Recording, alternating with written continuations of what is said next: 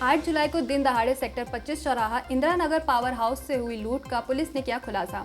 Ghazipur police के हत्थे चढ़े दोनों अपराधी DCP north S M Kasim Abdi के नेतृत्व में गठित टीम ने लुटेरों को 3 दिन के अंदर गिरफ्तार किया। 2 लुटेरों ने दिन दहाड़े दिया था लूट की घटना को अंजाम। नॉर्थ जोन के डीसीपी एसएम कासिम आब्दी ने प्रेस कॉन्फ्रेंस कर किया खुलासा। गिरफ्तार हुए अभियुक्त का नाम आसिफ व इंद्रजीत ओझा है।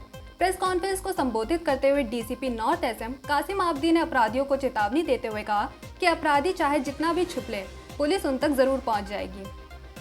8 जुलाई को थाना गाजीपुर में सेक्टर 25 में एक पावर हाउस में जन सुविधा केंद्र था, वहां से लूट हुई थी। लगभग 3.5 लाख की लूट हुई थी। 2 अज्ञात बदमाश ने इस लूट को अंजाम दिया था।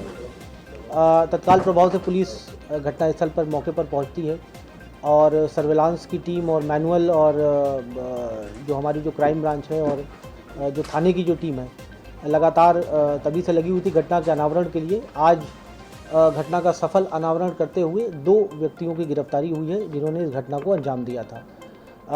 इन दोनों व्यक्तियों का नाम है आसिफ खान उर्फ चाइना, जो कि तुलसीपुर जनपद बलरामपुर का रहने वाला है, और जो दूसरा व्यक्ति है इसका नाम है इंद्रजीत ओझा, जो कि थाना क्षेत्र धूमनगंज जनपद प्रयागराज का रहने वाला है।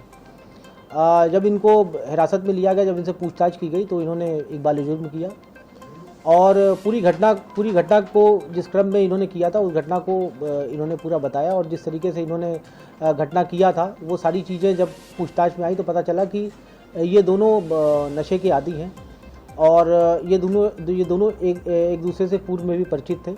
इन लोगों ने प्रॉपर पहले रेकी किया।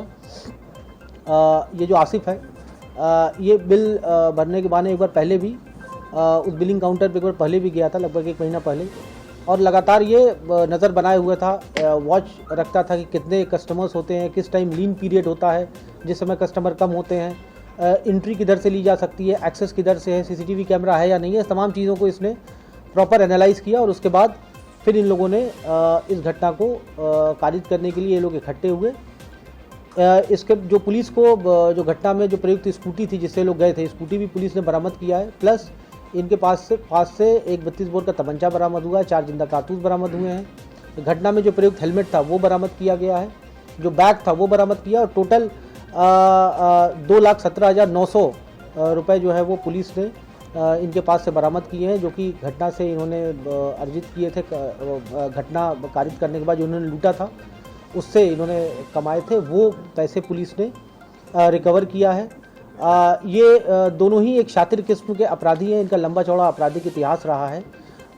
ये आसिफ जो है ये पूर्व में इसके ऊपर 10 मुकदमे हैं अलग अलग थानों में, जिसमें गैंगस्टर एक्ट भी शामिल है। तुलसीपुर का ये हिस्ट्री शीटर भी है।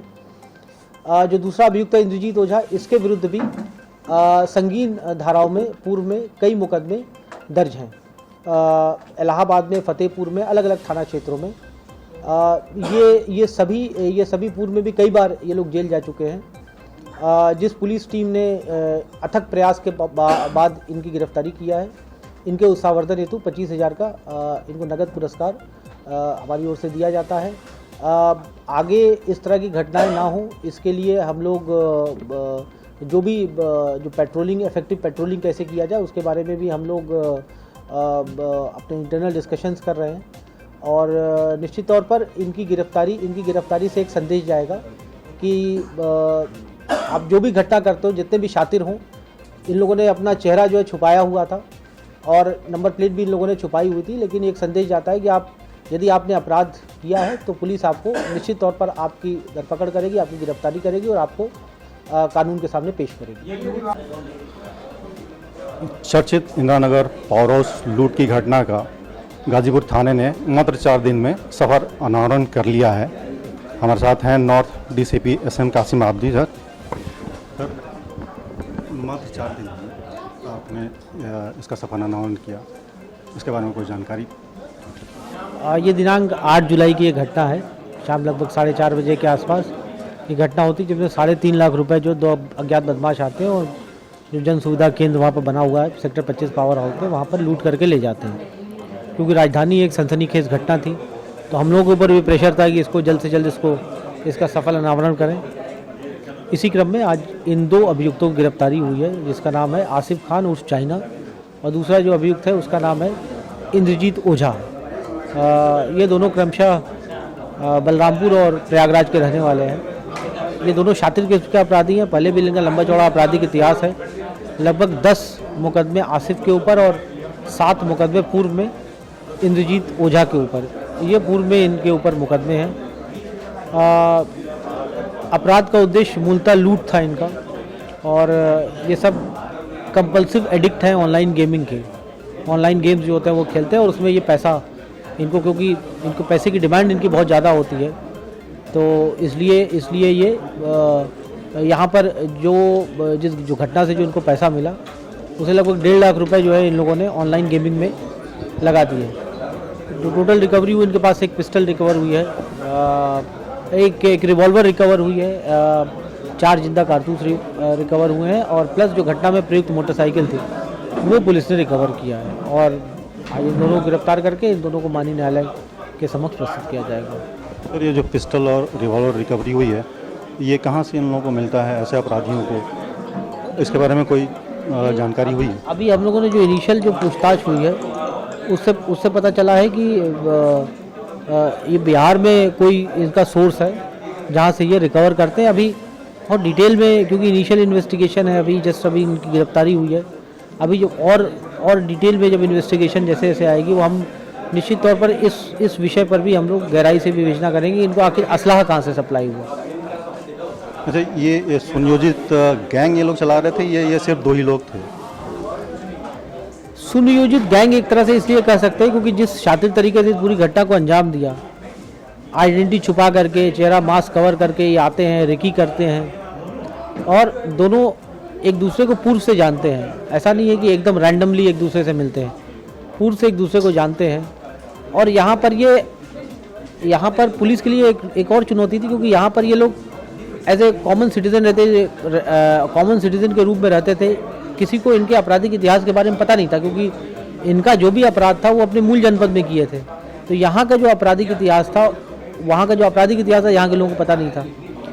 इसलिए ये यहाँ पर आराम से स्वच्छंद होकर यहाँ पर रह रहे थे, और ये घटना को अंजाम देने के बाद ये वापस अपने जो मूल जनपद है वहाँ पर फिर इन्होंने जो है वो वहाँ पर जगह तलाशनी शुरू कर दी थी।